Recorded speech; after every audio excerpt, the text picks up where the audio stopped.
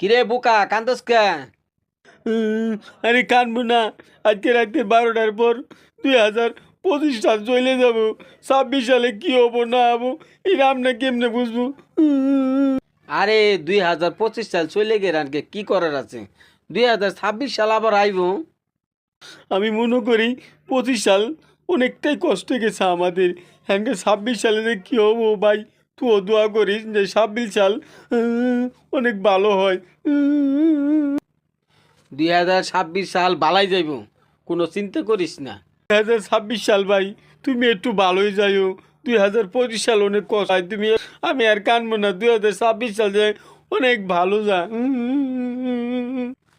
2026 সাল ভাই ভাই যে কান্তাছে, 2026 সাল যে ভালো যা, এটাই আমরা আশা করি। আলহামদুলিল্লাহ।